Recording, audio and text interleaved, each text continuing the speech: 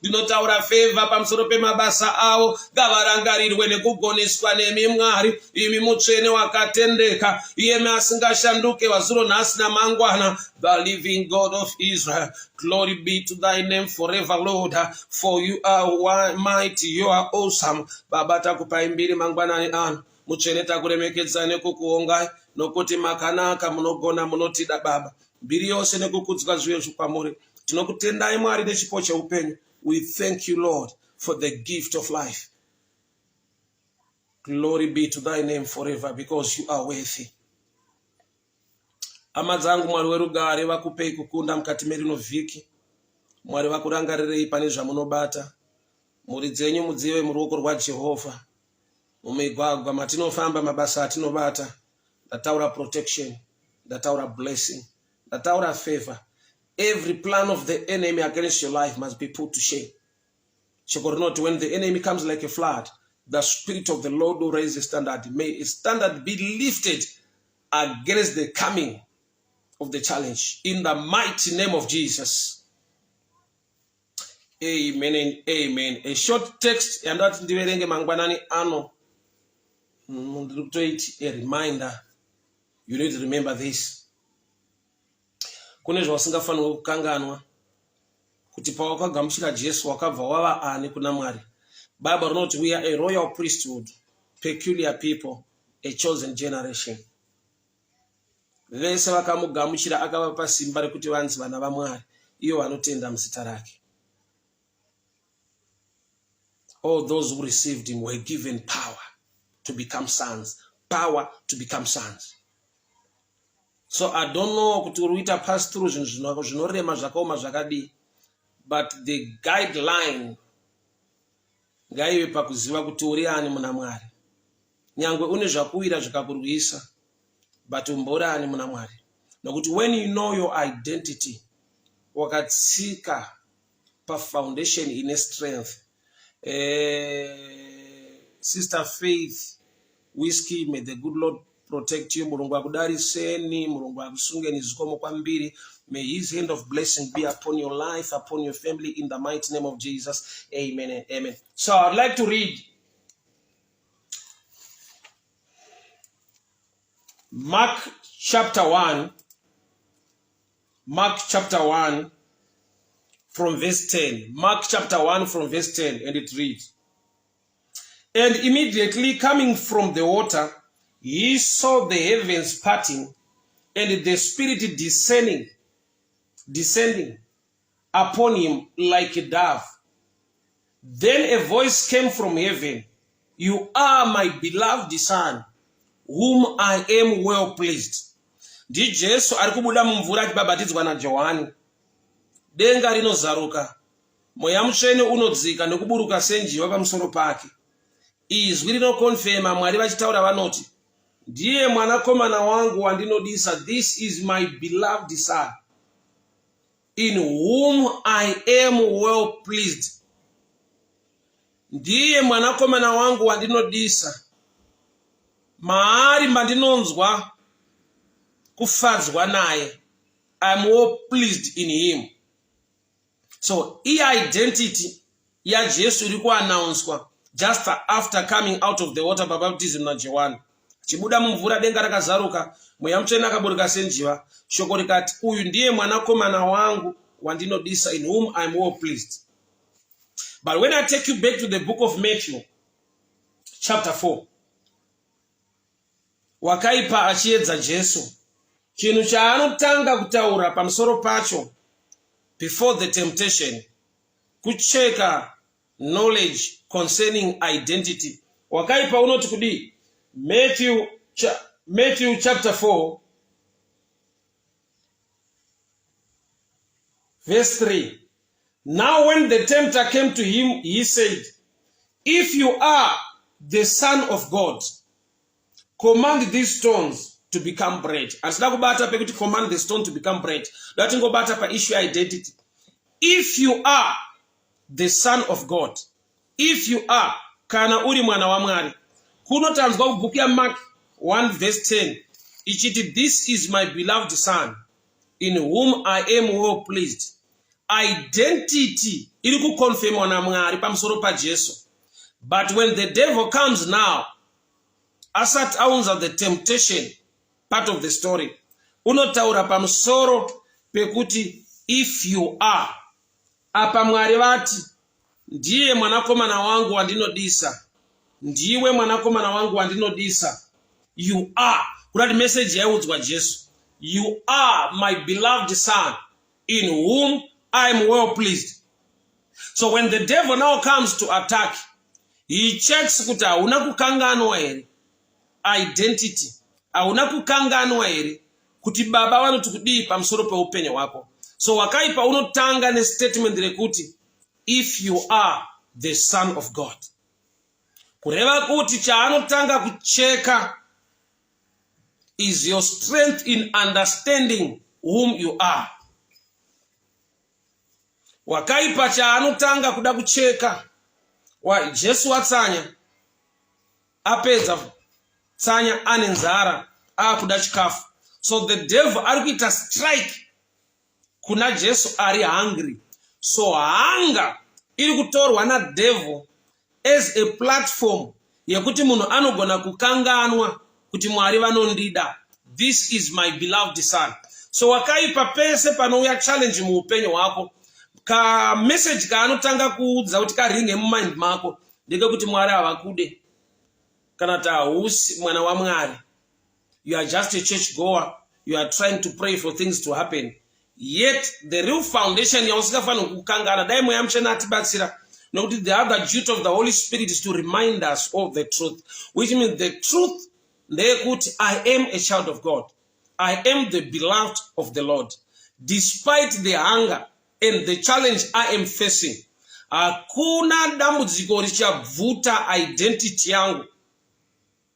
Unless the devil kana ndiri mudambudziko unouya achiwhisper kuti if you are, kana uri mwana waMwari, iye Jesu ari mwana waMwari, wakaipa akaya kuzocheka the sure foundation ye identity. So there are times yekuti identity crisis ndo inonyanyotibata when we are in crisis. Identity crisis ndo inonyanyotibata when we are facing challenges or when we are in crisis. So I've come to give you a wake-up call, a reminder. Ziva kuti uri mwana waMwari despite the challenge you are facing. Bible that Jesus apedza kutsanya. I'll read. Tinzwe kuti say the devil wakatanga ne statement iyo ichi chaanga aona. Matthew chapter 4. Jesus was led by the Spirit of the Lord to the wilderness to be tempted by the devil.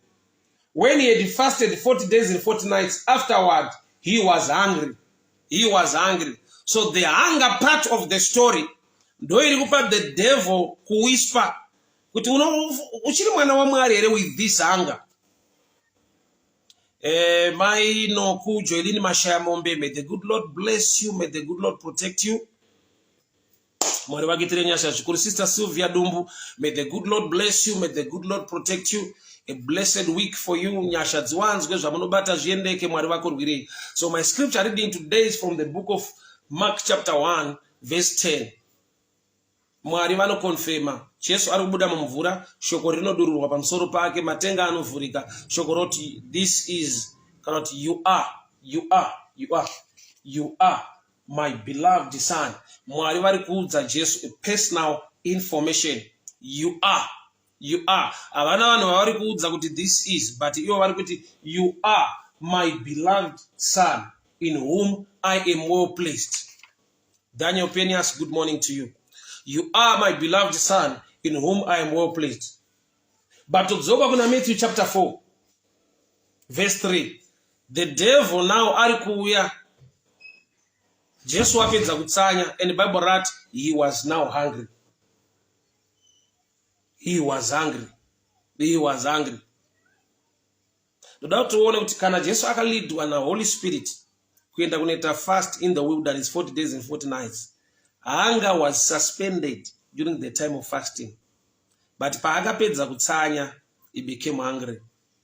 which means when you fast under the guidance of the Holy Spirit, you are put in a dimension, it is supernatural.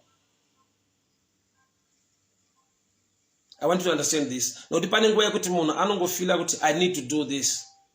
I've got this challenge. Maybe fasting is good, but the best of all, you must be led by the Spirit of God. Why? Because when the Spirit leads you, no controller, the physical realm shifter to the supernatural. Now, the Bible writes, after 4 days and 4 nights, Jesus was now hungry. So the hunger was suspended by time he fasting, because it was led by the Spirit of God. When now he's hungry, the devil comes in. So the devil is taking advantage of the situation. There are many challenges that inosangana nadzo muupenyu. Dzekuti wega unozvinzwa mupfungwa mako une questions. Somebody came to me when they paridza ku street after preaching takuita ma prayers nevanhu. Somebody came to me ndokuvati mfundisi andifudzi kuti Mwari vanondida. Ndinoenda ku church ndinonamata, but I'm facing this challenge, but kunoona vasinganamati, they are moving quite well zvavo zviri kuita zvakanaka indonamata, but ma challenges acho asi kupera nekudi. I doubt kana munamata yangu Mwari vachindinzwa, I doubt kana Mwari vachindida. That's the whispering of the devil. It takes advantage of the situation. But I've come to remind you, no matter urimo anger, no matter urimo pain, but I've come to tell you this: God loves you. Believe in His word. Don't believe in the hunger and the message you are because you are in a challenge. Wakaipa anakutanga ati 10 stones into bread. Akatanga ati if you are the Son of God. Kana uri mwana wa Mwari. Iya asiri mwana wa Mwari. Zvemufunga make irachifunga ndiri mwana wa Mwari kwete. Denga rakazaruka. Mwari vakatotaura. Audible voice ikatonzwika muna Kristu. Kuti this is my beloved Son in whom I am pleased. So the devil is worried when you know your identity despite the crisis you are facing.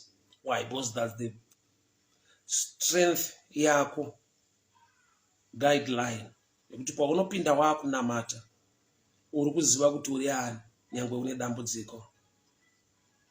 The devil does not want you to know your identity, especially when you are in crisis. He whispers into your ears. Unobva atokudza kuti handifunga kuti Mwari anokuda kana kuti hausi mwana wa Mwari. Asi Mwari vakataura kuna Jesu kuti you are my beloved Son. So the devil alikuwa achicheka knowledge concerning identity. But each time ipi hauya, his timing ndio inotipa guideline yekuti you always strike with such a statement when you are in a challenge, when you are in hunger, when you are broke, divorced, chased away from work. I no strike with such a statement. Akakuwina pa statement iye yekuti handisi mwana wa Mwari kana kuti Mwari havandide. Prayer yako inenge yava nekugununa, nekuchema, nekudhauta. Anenge abvuta chinonzi trust, anenge abvuta chinonzi faith. And the Bible says without faith you can't please God. So chaari kuataka kana adila ne-identity.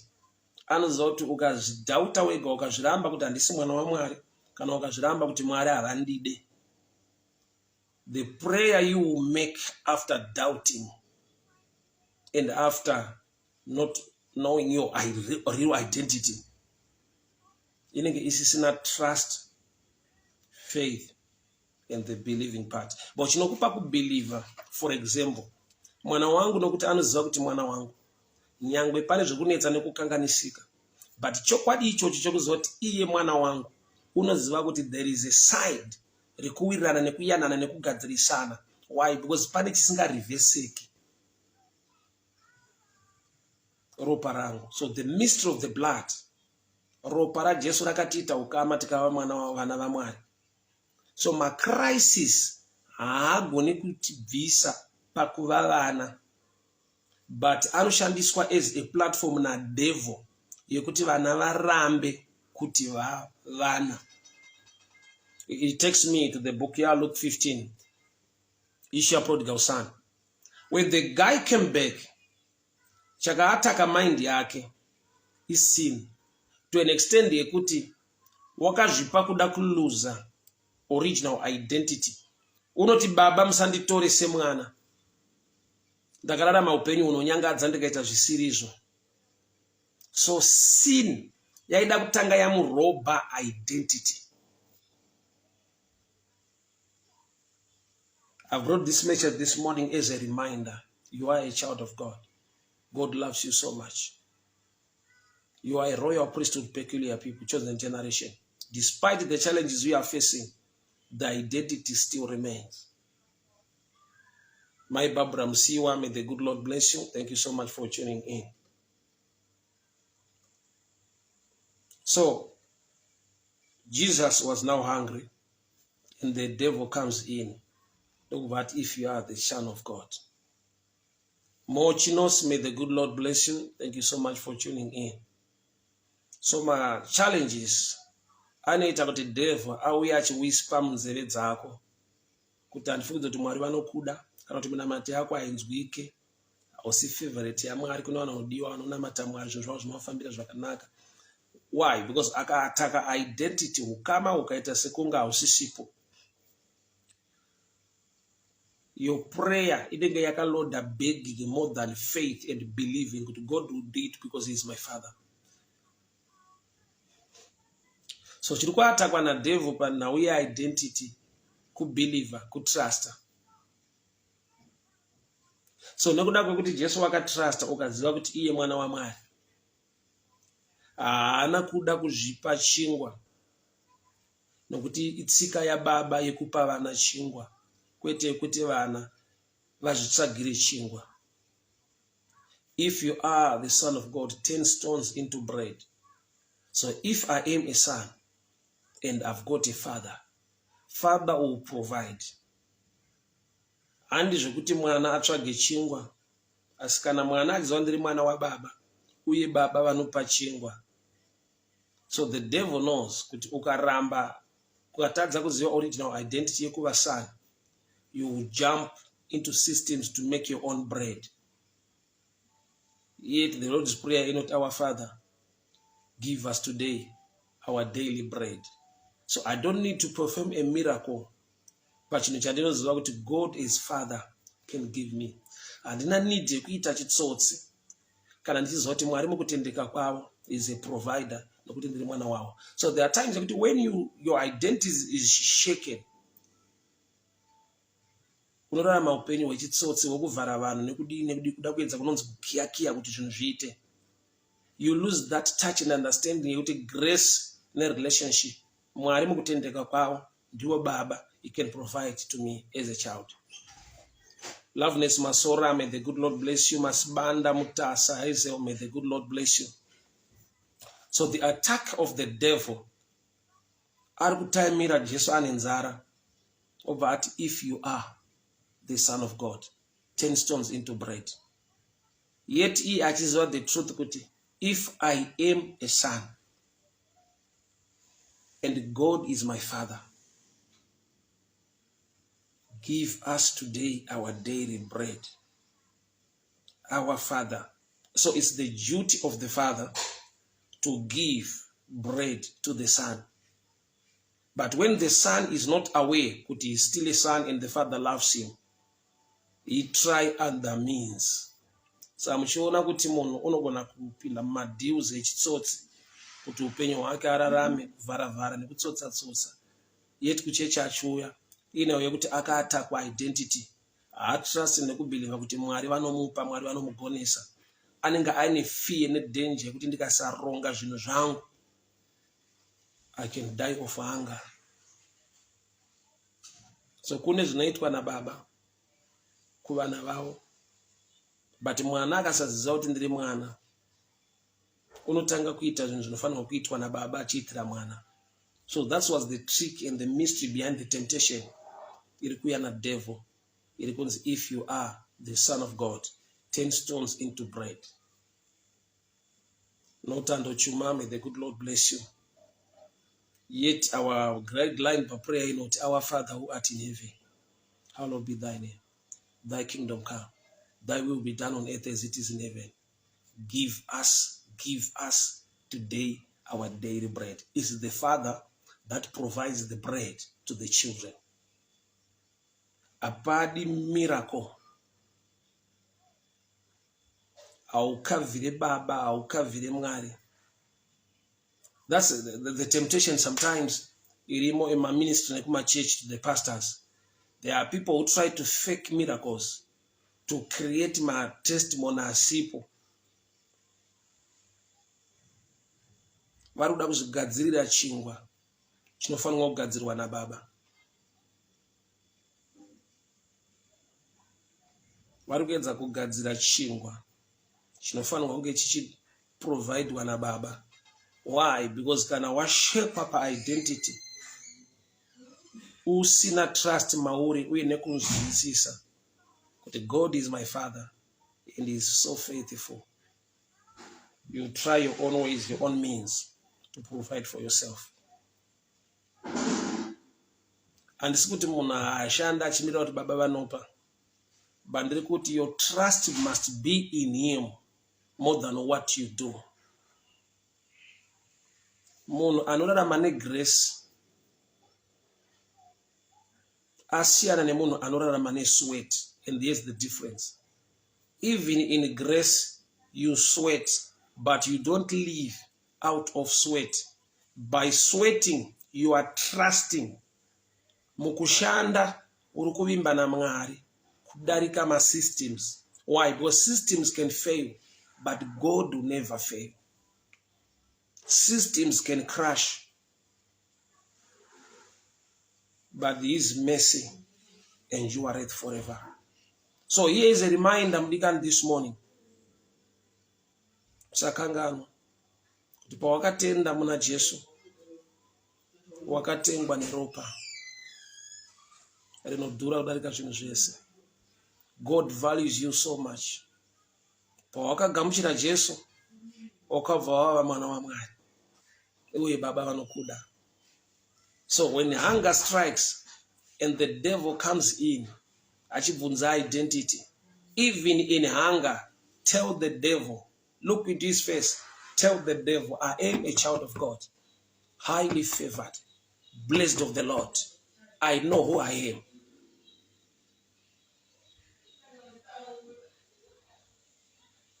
The devil fears.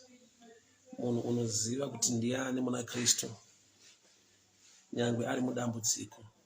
Because ukaziva kuti uri mwana waMwari nyangwe uri mudambudziko, automatically you can prophesy your way out. You can keep on trusting and believing God. Kana mazuva akaita seunga afamba pakashayikwa vanhu vanomira newe, iye mukutenderera nokururama kwake, nokuti it's the duty of the Father to provide for the Son. So Jesus haana kuita miracle to turn stones into bread. He knows that if I am a son, or I am a son truly, our Father who art in heaven, hallowed be thy name. Thy kingdom come. Thy will be done on earth as it is in heaven. Give us today our daily bread. So my bread is coming. My bread is on its way. I might be hungry today, but bread is coming. I might be poor today, but my money is coming. I might be sick today, but my health is coming. Whatever challenge you are facing, your health blessing is on the way, because you are a child of God, highly favored, blessed of the Lord. Mwari werugare vakuitire nyasha. Mwari werugare vakuchengetei. Mwari wenyasha vakugonesei. This is a reminder this morning. Despite the hunger iripo, usanzwe voice ra devil muhanga. ziva kuti kuna Mwari kudenga wakatendeka. Kana uri mwana, is the duty of the father to take care of the son or of the child. Maitinga, may the good Lord bless you. A good morning to you. So muswere munyasha hama dzangu, Mwari werugare vakuchengetei, Mwari wenyasha vakugonesei. The whispering of the devil in hard times iregere kukukanganisa kuziva the truth of the Lord concerning your life. I am a child of God. I am highly favored. His mercy endureth forever. His blessings are over my family. Rudo rwawo nenyasha dzawo dzakazara pamusoro pemhuri yangu nezvandinobata. Despite the challenge I'm facing today, the truth of the matter is I am a child of God. Uye baba mukutendeka nekururama kwawo. Help is on the way. May the good Lord bless you. May the good Lord favor you. Thank you so much, amadzangu. Mwari wegare wakuchengetei, Mwari wenyasha. So now we order in the kingdom. Now we order. It's a big challenge. So I'm sure when the order is understanding zvakanaka, for example, unonzwa munhu achiti ndoda kuti ndimbonamata pamwe Mwari vanga ndide. Ndoda kunamata kuti Mwari vandide, Mwari vandiwanire nyasha. That's a wrong understanding. Iri kuburitsa a wrong order pa statement. Inda Mwari vagara vanokuda. Mwari vagara vanotida. Zvakatangira papi mutitaure izvozvo. Bible wrote, for God so loved the world, he gave his only begotten son. Wakadiwa uchiri nyika, kwete uri believer. Wakadiwa usati wapona, usati watendeuka. Chinoita kuti Mwari vatipe Kristu Jesu rudo. So Mwari vakatida. Pavakatipa Jesu ndo dzinonzi nyasha. So uri kuoperate mu first dimension ye grace yekuti Jesus was given to you as a gift because of the love of God. Kwete nokuti wakaita prayer, wakaita zvipi, ukaita zvipi, Mwari vakakunzwira tsitsi vakakupa Jesu. For God so loved the world, he gave his only begotten son. Kureva kuti kudiwa tinodiwa, Mwari vanotida. So statement rekuti dai Mwari vandiwanira nyasha, vandidzwira tsitsi, dai Mwari vandida, it will make the devil smile. Satan anonyemurira, anofara, anoziva kuti ane victory pamusoro pako.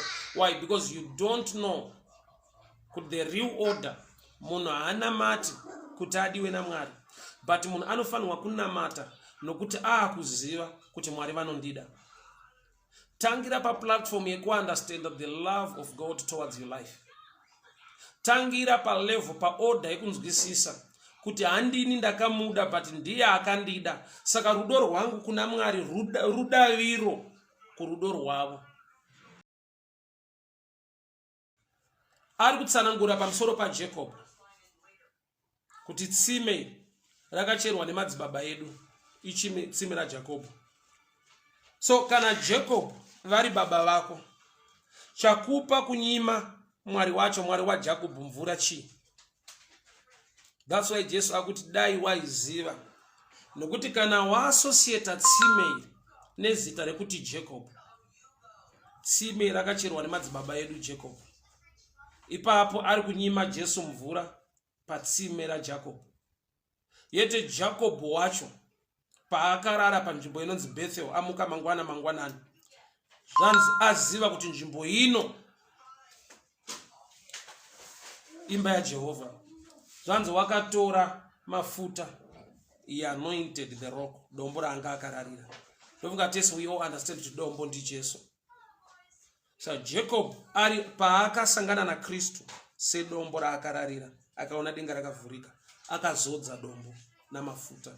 Kuda kuti akapa mafuta, he anointed the stone, he poured oil on that rock, on that stone. Zvino tine mwana wa Jacob ari kunyima Jesu mvura, yeti baba vake Jacob vakapa Jesu mafuta, vakazodza dombo. Uyu mwana ari kunyima Jesu mvura ari patsime raJacob, madzibaba avo. Asi Jacob wacho paakatsamira dombo rinonzi Kristu, akatora mafuta akadurura padombo. That's why Jesu ari kuti dai waiziva, ari kutaura newe, ari kukukumbira. So kusaziva kusaunderstanda order yekingdom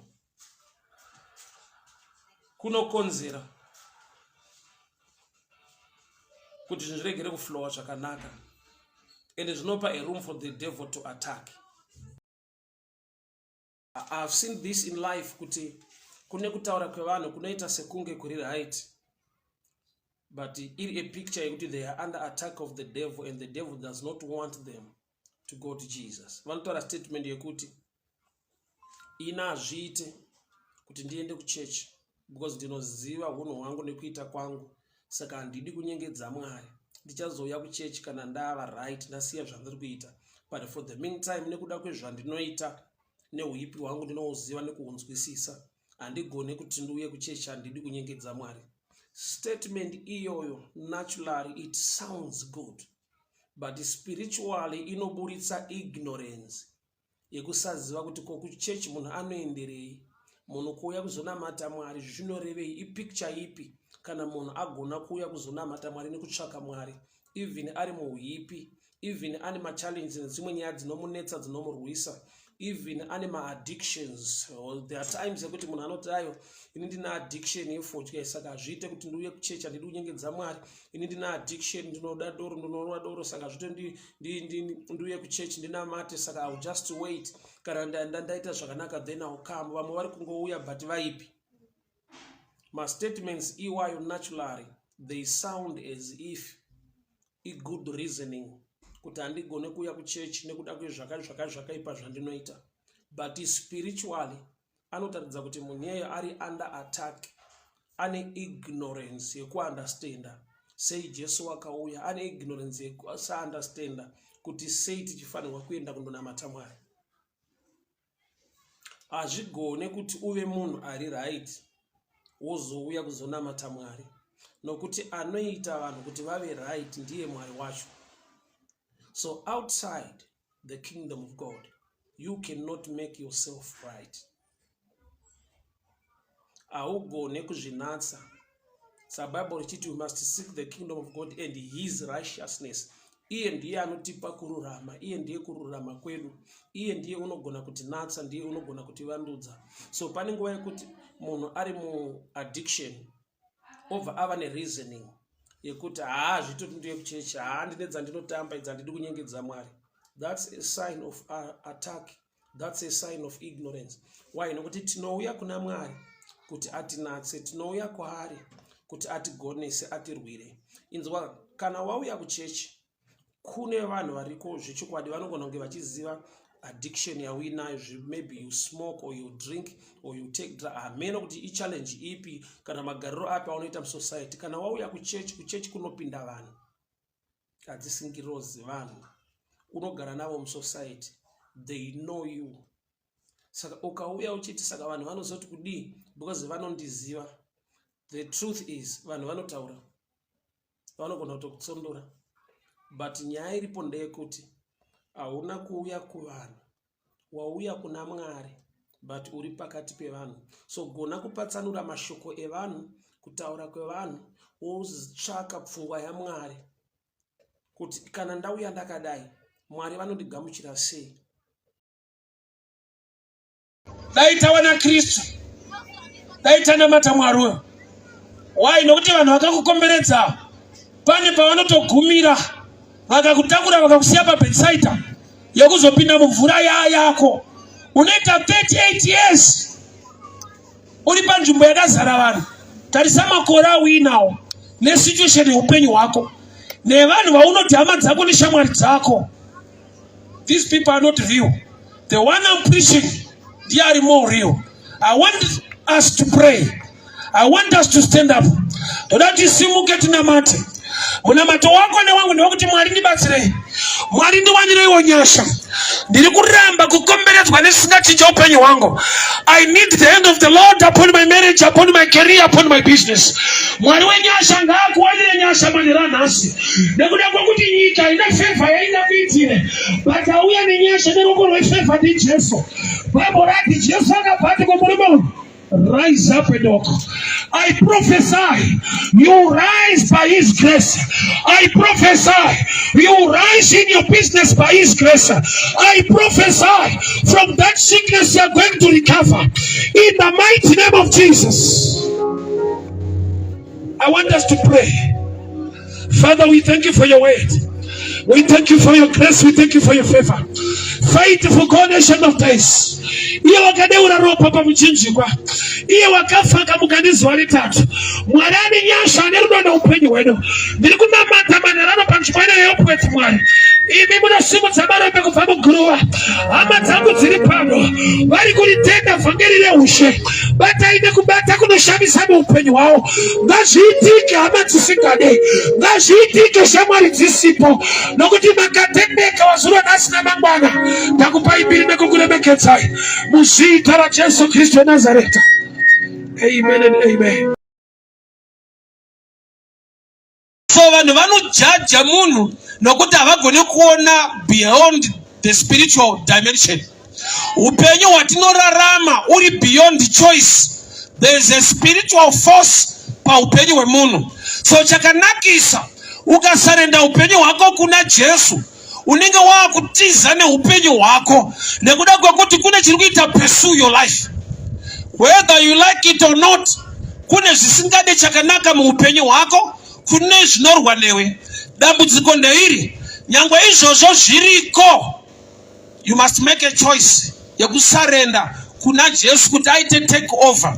Nokuti ukasapa upenyu hwako kuna Jesu, kune mumwe ari ready kuita tempa nelife yako. Hauzvide kugara uri mumajeri, hauzvifarire, but ndo zviripo, ndo zvinoitika, ndo upenyu hwaunorarama. Vanokuona vanongokuti tsotsi, havaone the spirit inokubata kuti uve tsotsi. Life iri stubborn zvekudaro kuti vanhu pavanokujaja vachitaura newe, they don't see the spirit behind whatever you are doing. Iwewe manje semunhu ari pano, ari kunzwa kuti upenyu ndo zvauri, waakuda kumeka a choice. That's why Jesu paasvika, nyangwe muroma uyu ane makore akawanda ine dambudziko, Jesu ari kuti panotangira nyaya muupenyu ichoice. But choice haitike chete kana usina the spirit inokuguida to make the right choice. Nekuda kwekuti no matter wameka the right choice, but kana usina Jesu azvishande.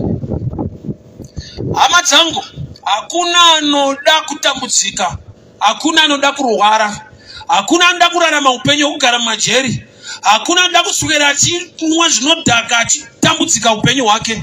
Vanhu vese vaunoona vachiita zvisiri right vanoda zviri right, but kuda is not enough. Wese waunoona ane upenyu unorwadza, unopisa tsitsi, uri kurema uchida iso, anotodawo chakanaka, but there is a spirit behind inomurwisa to an extent yekuti haasi kurarama zvaanoda, ari kurarama zvinodiwa nemweya wakataka upenyu hwake.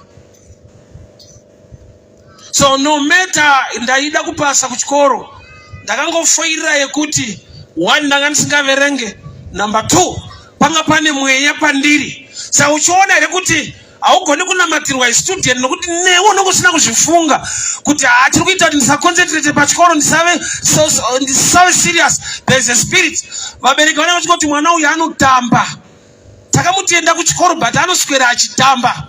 Vanongogumira pakuti haateerere, akaenda kuchikoro anongotamba, vamwe vachidzidza. Vanogona kusaona the spirit behind kutamba kwacho. Mumurisa imo mukaita nyoka, mumuryango wanyu habaye mwishira, unoka kuzviziva, ushobora gutinda kubimenya. Jose ndiye akazviona, Yosefu wenyine wabibonye, nokuti vakoma vake kubera ko bakuru be kwete vekunzayo apana bo hanze, bururu yakaoma yekuvengwa nehama. Ibi ngibi byo kwangwa n'abavandimwe Nazareti vanhu vane hama, mwari mubizi ko aba bantu bose zimwe dzawo singatomboziva. abantu bafite abavandimwe nabo batazi, uchazvondokaita mari uzabibona n'ugira uno amafaranga rero tuba mu group ya family rongo siza yashirwa muri groupe y'umuryango utigeze umenya unozwa kuti sukuru tutambire uzuma bakubwira ngo mwene data karibu unasekuru mwarari ka ufite sogokuru muri harari bada usatu wa group rawo ariko ntabwo urajya muri groupe y'umuryango une amatsinda kude ufite abavanye batagukunda bada usutumira no kuda ariko naje kukubwiza abagukunda naje usutumira ne urudo no upenyo wako naje kukubwiza afite urukundo mu buzima bwawe bororo upenyo wako da muntu anoti mwene data ubuzima burakenewe mu ruvuga ngo mana fasha Abantu bakapiwa shipupa mchata. Hari abantu bahawe impano mu bukwe. Ndo shakaite kuti bashayiwe mbere ku mmereki. Impano bahawe zatumye batabyara. People are so wicked. Abantu ni babi cyane. Usambuka mukira shipose sese. Ukakira impano zose uhawe. Kuni abantu banoya n'ishipo hari abantu baza n'imana bakaguhereza zineche kwitane tawufo yako hari abantu baza n'imano zo kukugusha kana shipo cyangwa urugo rwako imana ibaye mu biganza byawe iti mwari vuga ngo mana kana pani mfungo yaka ipapa chini niba hari ibitekerezo biri kuri iyi mpano vaipa iyo ngaichipara yishira ni vanweho nokuti moto unodziya kubera ko umuriro wakanaka kana kuchitonora umuriro ni mwiza iyo hari imbeho wakangushata kana wakuburitsa zvinouraya uba mubi iyo hatangiye kuvamo ibintu byinshi nawe yakuzotara niwe mudikana naje kubwira mwene data uyu munsi ukashaywa mwari iyo ubuzimana nyika inatsitsite muno igihugu ntabwo ngira imbabazi abantu cyese cyabanoita ibintu byose bakora bane cyabanotarisira hari ibyo babategereje hari inyungu bashaka ukatonzwa umuntu akiri ndokuda iyo wumvishe umuntu ababwira ngo ndagukunda bane zari kuda hari ibintu ashaka agashishaywa iyo bibuze ibyo bintu rero arambari petwe newe ntabwo azagumira uruhande rwawe urudori rw'umuntu ndero ku calculator urukundo rw'umuntu n'urw'imibare urudori wa mwari runotse akapi urukundo rw'Imana rwagaze rw'Imana n'urw'ibare tandukanye n'urukundo rw'abantu Genesis 15 verse 5. Bible writes, and the Lord God brought Abraham outside the tent. Dogovavamuti, look towards the sky. Count the stars if you can. Izvozvo zvawaona ndozvichaita vana vako. Izvozvo zvawaona nyeredzi dzawaona ndokuwanda kuchaita vana vako. Kureva kuti the information yaunozviexposa kwairi ndo inogona kuconnecta mune kumwe kuita kwaMwari kwaunofanirwa kutenda ndokuziva. Mwari vaigona kutaura naAbraham ari mutende. As the Bible writes, he brought him outside the tent. My prayer for you this morning is, may the Lord take you outside the tent of limitation. Mwari ngavaburitse mutende mu environment yakabloka your destiny and your future. Nyasha dzamwari ngadzikuburitse mu environment yawakavharirwa nemasystems emunyika. There are times yekuti your dreams are so big, but wakaiswa mu environment, mu situation yekuti no matter une big dream, you won't achieve. Unosvika pakuti unozvinzwa kuti ndine potential yakakura to do better, maybe in business, maybe muzvidzidzo zvako, maybe whatever area. As unongonzwa kuti there is a limitation somewhere somehow. Why? Because kana ukatoita example yevamwe vanhu vari so great and bigger, vanga vaine vision or a dream which is more of the same neyawainayo, but chii chakaitika, kune nyasha dzekuti kune tende rakabviswa ranga rakavabloka, vakaona something better and greater, vakava nenyasha. So Bible not deep calleth unto deep. Hama dzangu ndiri kunamata mangwanani ano, kune rimwe tende raunofanirwa kuburitswa naMwari ugone kuona zviri better and greater. Kune tende relimitation rinogona kuwanikwa mufamily rekuti mese mune zvamunoita, but there is a system yekuti you don't go far. Then he brought him outside and said, look now towards heaven and count the stars if you are able to number them. And he said, so shall your descendants be. Look towards heaven, count the stars if you can. So shall your descendants be. Not just in numbers, but stars they shine. And guess what? They shine brighter at night. That's why we see stars at night. When it's dark, that's when they get an opportunity to shine. Kana kwaita rima nyeredzi ndo padzinooneka dzichipenya. Handizivi rima rakatarisana neupenyu hwako. You will shine. You will shine. You will shine. The blessing of the Lord will cause you to shine. Despite rima ringasumudzwe newakaipa, despite opposition, kupikiswa, kurwiswa, kusadiwa, rejection, kusafarirwa, uri mwana wa Abraham nekutenda, you will shine. You will be on top and you will shine. In the mighty name of Jesus. Kana mwari achiti vanhu vangu vaparara nekushayiwa ruzivo, zvoreva kuti pagrupu riri kuparara mune vana vaMwari futi. Lack of knowledge ndo the effect. Ukasaziva after the cross, unaita minamato yekuti Mwari pindirai, Ishe vaineni. Iye achiti I will neither leave you nor forsake you. Nhamo inobudza kuti aiwa hasisina iwe ukona zvadai. Shoko rinoti anewe, even in water you pass through with you, even in the fire you'll be with you. But pakangoita moto nezvinhu zvaoma, unoti Mwari pindirai zviratidzei, uyai munyika medu. Akakudza kuti akaenda ndiani? Poverty ukaitrust haisi gospel situation. Peter akataura kuti silver and gold handina, but chandinacho ndi Jesu, simuka ufambe. Munhu akatofamba kuti icho kwadi kuti anga aina Jesu but asina mari. Iwe indawo ukangoshaya mari unobva kuti Mwari zvatidziri pandiri, uyai pandiri vanewe. Be conscious of your identity after the cross.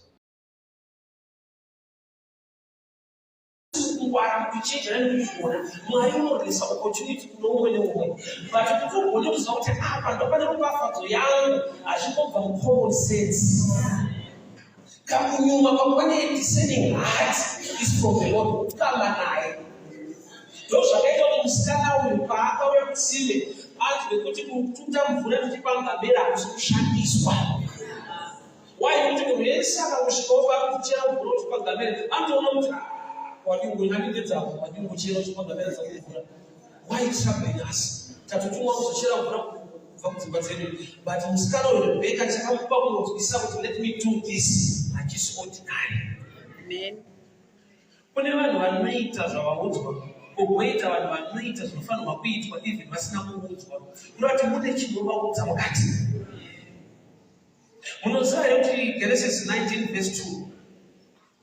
Ngirozi dzakauya muSodhomu neGomora hadzina kusvikira kupa kwaLoti.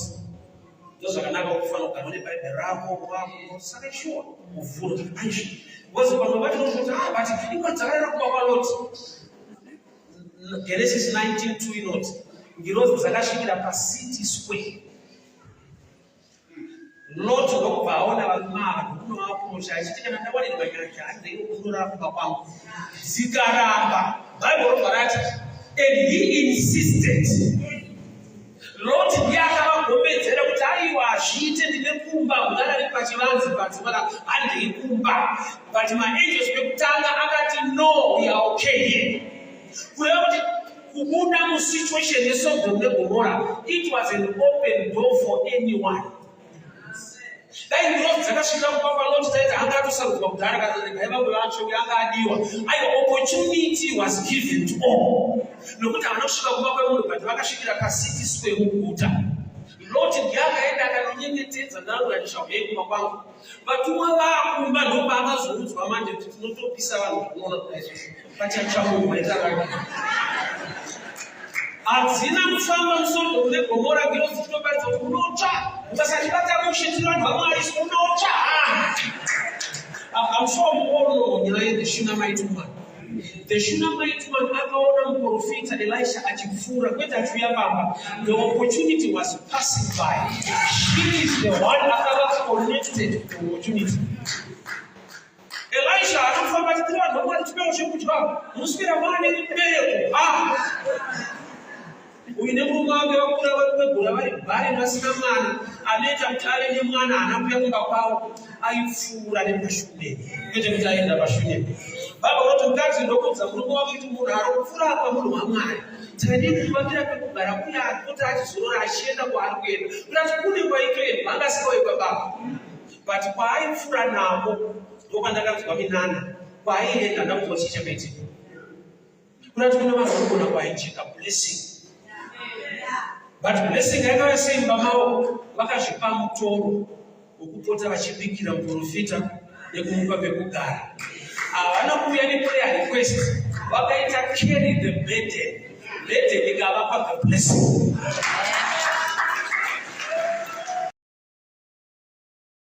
Uyu aticha Samuel kuti ndimwari this time ukadzokera taurira naye. Usapote chichaga ini taurira naye. Ichitaura ishe muranda wenyu akateerera. Mwari ndokubva vamupa message Samuel. Eli with all humility ndokubva aenda kuna Samuel.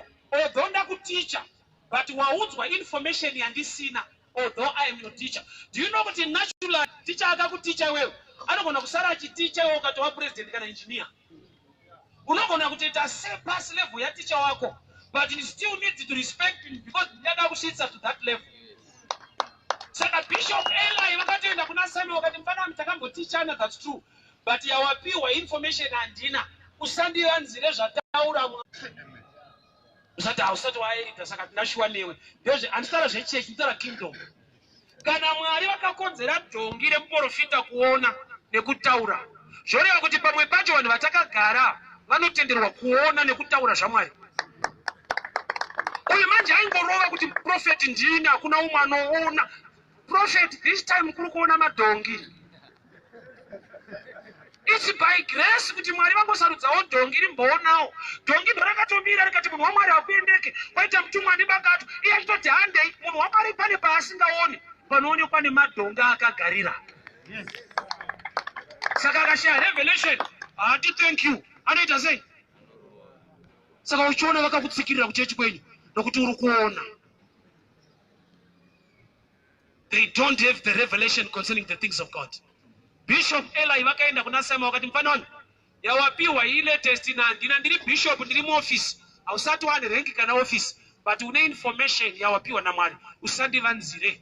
Samuel ndongo ati mukuru shuya tikudze Mwari ati vana venyu vari kufa makatadza kutsura vana venyu. Eli ndokubva ati kudi ana kuti so ndokudanwa reko kuti mada kupikisa isusu akati Mwari kana zvakafanira sekutonga kwake kazviitike.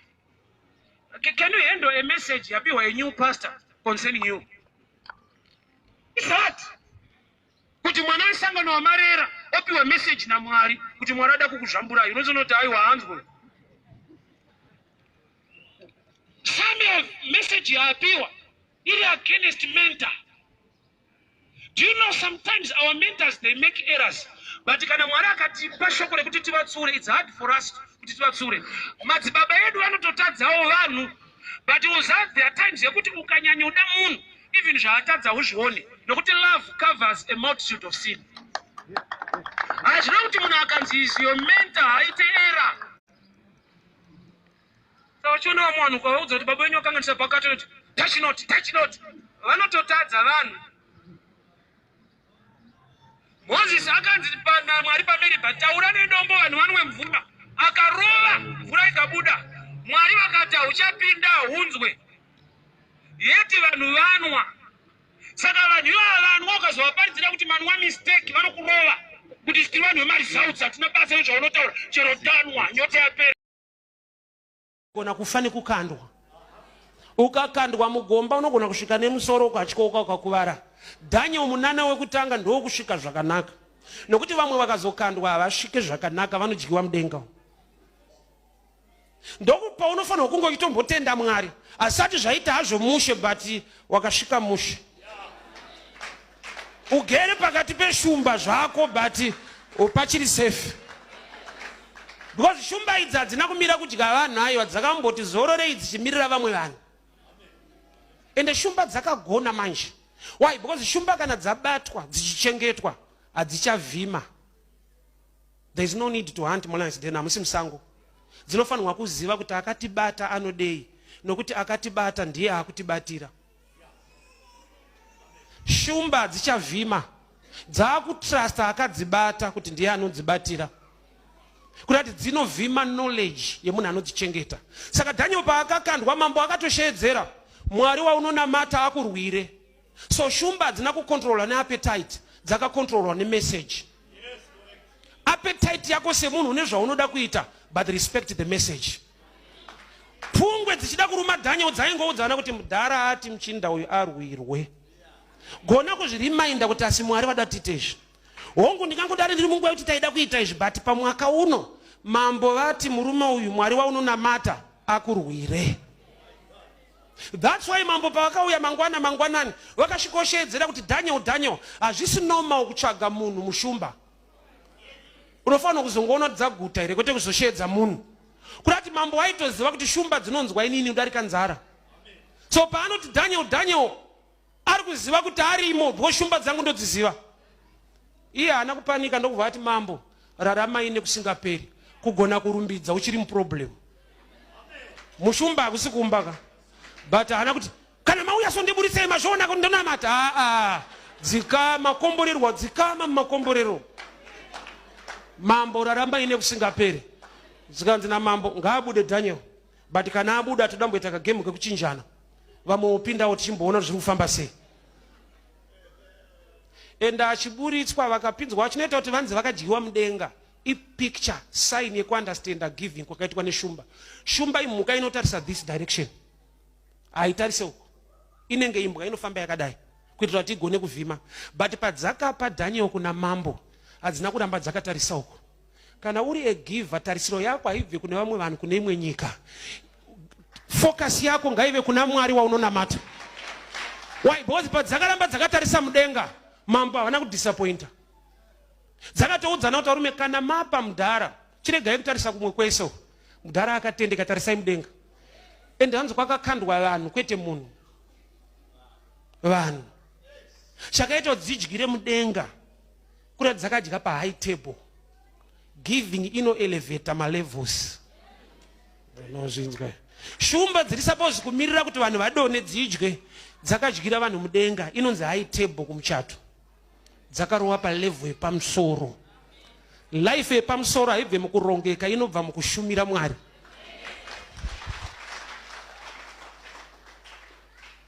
Wakaipa haregedze kutaura kuti but ona time yacho, ona mamirira zvakaita. Prophetically vanhu isusu hatizive ramangwana, tinofunga ramangwana.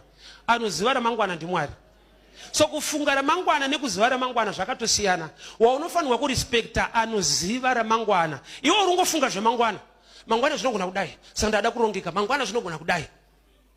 Unofunga ramangwana. Mwari vanoziva ramangwana. Trust the one who knows tomorrow. So kana aona ramangwana, anouya muna today. Okudza zvokuita nhasi zviri maringe tomorrow. Mwari haataure zvokuti uite nhasi zviri maringe today. Anenge achibva muna tomorrow, mune ramangwana rako. Oona matambudziko nemachallenges ariko, obva auya muna today. Okudza kuti do this in preparation ya tomorrow. So there are things ononzi uite nhasi zvisina value today. Zvinenge zvinokurwadza nekukunetsa today. But iri a prophetic message for the sake of tomorrow. Ramangwana rine nyaya dzatisiri kuziva.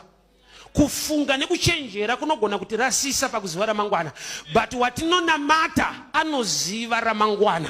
Saka anoziva ramangwana kana ataura zvinhu muna today. Chaunodyara nhasi chinoprofita goho rako remangwana.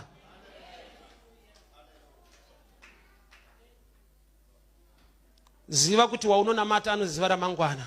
So amai vakauya neperfume vaita zvinhu zvine chekuita na today. Nhasi handizori pane makore mangani mukadzi iyeyo afa, but ari kutaurwa pa Maitland zvanzi in memory of her. Kurangarirwa kwake hakusi kupera nekuda kwokuti akazviita kuna Mwari asingaperi. The best investment yaungaite mumasystems ari munyika, they crash, they disappoint. The best is to trust in the Lord. Mwari akarurama, Mwari haana mwaka waunoti musi uno zvavo masaka ndichakomborera vanhu. Aiwa unyanzvi hwake huri mukuita zvinhu mumaseasons anoresista. When times are hard, ndopa unoona kururama nekugona kwa Mwari. So Mwari pavanotaura chinhu chaunofanirwa kuita today, don't resist the mind of God.